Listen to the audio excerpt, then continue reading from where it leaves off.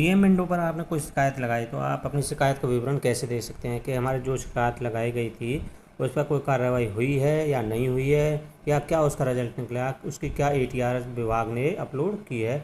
तो आज की ये वीडियो आपके लिए बहुत इंपॉर्टेंट होने वाली है, तो लगातार इस वीडियो को एंड तक ज़रूर देखना। इसमें मैं आपको पूरी डिटेल बताऊंगा कि एटीआर क्या होता है, कब क्या कार्रवाई बनती है, कैसे हम दे सकते हैं कि जो कार्रवाई हुई है उसको हम कैसे दे सकते हैं, किसने क्या कार्रवाई की है।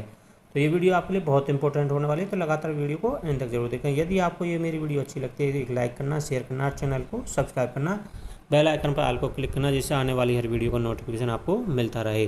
तो गाइस स्टार्ट करते हैं कि आपने कभी भी अपनी कोई शिकायत संबंधी, आपको किसी भी विषय से संबंधित शिकायत हो सकती है, तो ये जो सीएम विंडो पर एप्लीकेशन लगाई जाती है तो सरकारी कर्मचारी या विभाग में जो कार्यरत कर्मचारी होते हैं उनके प्रति लगाई जाती है।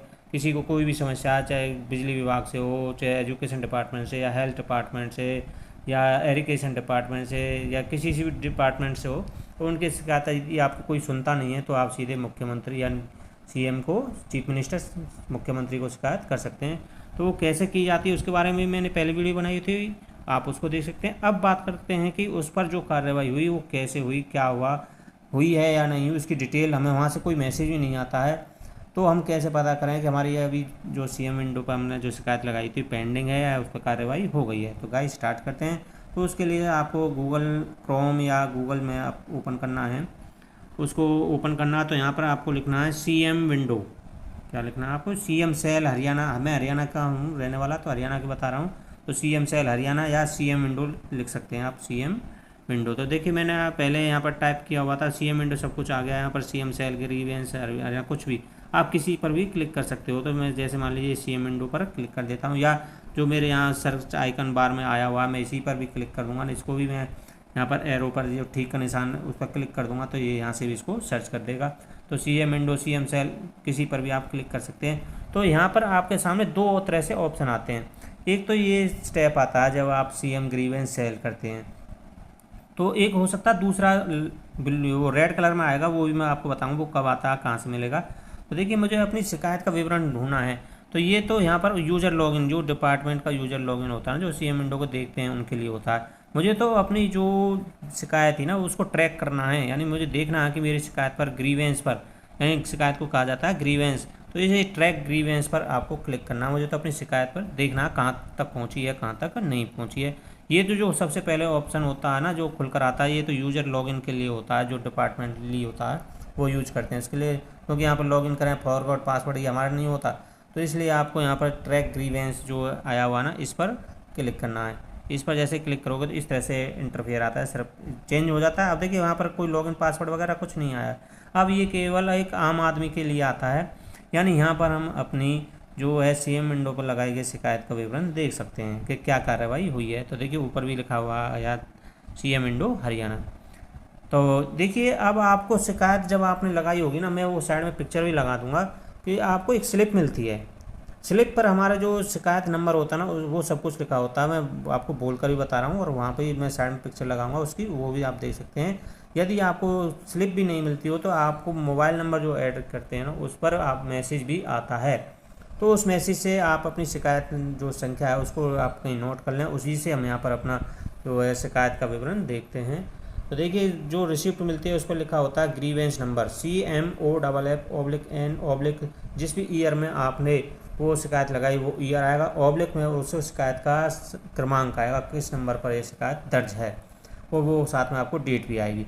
तो हमें तो केवल अपनी शिकायत संख्या का जो क्रमांक है ना वो याद रखना है। तो देखिए यहाँ पर CMOFF/N/2023 इस तरह से ऑब्लिक आ रहा है। अब उसके बाद मुझे यहाँ पर क्लिक करना, जो फर्स्ट कृपया ये आया ना, कृपया अपनी शिकायत संख्या दर्ज करें, एंटर योर रजिस्ट्रेशन नंबर, तो इसी पर क्लिक करना। इस पर जैसे मैं क्लिक करूँगा तो ये यहाँ पर मुझे क्लिक करना, अपनी शिकायत संख्या दर्ज करनी है। जिस भी सन में आपने यहाँ पर लगाई थी वो सन यहाँ पर होना चाहिए। CMOP ये तो फिक्स होता है, ये तो सभी में फिक्स होगा ये। तो अब यहाँ पर केवल आपको ईयर चेंज करना और उसका जो क्रमांक है वो फिल करना है। तो देखिए मैं यहाँ पर क्लिक करूँगा तो वो यहाँ पर कीवर्ड खुल जाएगा। कीवर्ड खुलने के बाद अब ये देखिए मुझे देखना है कि 2023 में लगाई थी या 2024 में लगाई थी। जब मैंने कोई पहले भी लगाई है तो वो भी यहाँ पर सब कुछ आ जाता है। पहली जो हमारी जो CM विंडो पर जो एप्लीकेशन है वो जैसे देखे आप देख सकते हैं कीबोर्ड के साथ ही आ गया है। कभी मैंने पहले लगाई थी वो भी आ गई है, 2023 की थी। तो देखिए मेरा 2023 का था, तो वो मेरा यही CM विंडो है जो मैं आपको बताना चाहता हूँ। तो मैं इसी पर क्लिक कर दूँगा, यानी यहाँ पर मैं अपना वो टाइप करता हूँ। तो जो मुझे वहाँ पर क्रमांक मिला था ना, जो मैं बता रहा था ईयर के बाद यानी सन के बाद, तो वो मैं यहाँ पर टाइप कर देता हूँ। तो देखिए वो मैंने यहाँ पर टाइप कर दिया है। उसके बाद यहाँ पर आता है एक मोबाइल नंबर, और मोबाइल नंबर फीड करना। उसके बाद यहाँ पर जो कैप्चा आ रहा है, ये कैप्चा आपको यहाँ पर फीड करना है। उसके बाद यहाँ पर सबमिट बटन करना है, और मैं कैप्चा भी यहाँ पर ऐड कर देता हूँ।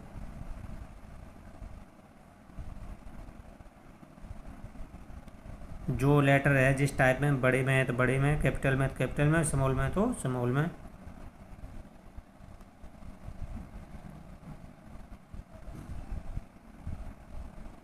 और मैं यहाँ पर सबमिट का जो बटन आया हुआ है इस पर सबमिट कर देता हूँ।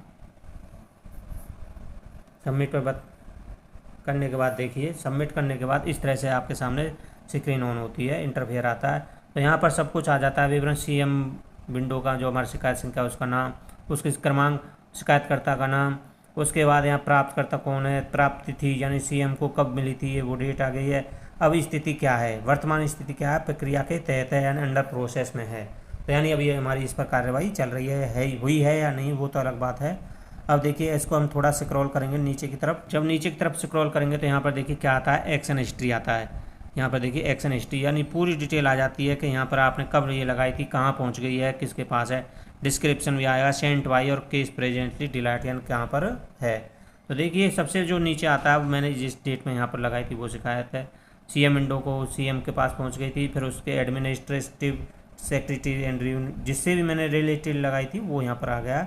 अब उसके बाद ये कहाँ पहुँच गई है, फिर उन्होंने ट्रांसफ़र कर दिए, सेंट बाई वहाँ पर गई है। वहाँ पर आने के बाद उस डेट में आ गई थी, उन्होंने सब्जेक्ट को ले लिया है, उस यानी हेड और डिपार्टमेंट कह लें या जिस पे जहाँ भी उनको भेजना है।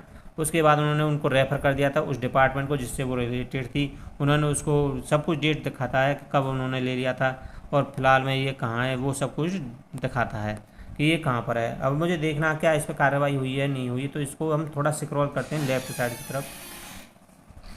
लेफ्ट साइड की तरफ स्क्रॉल करते हैं तो देखिए यहाँ पर वो सब कुछ लिखते हैं ATR का मतलब होता है कि एक्शन टेकन रिपोर्ट।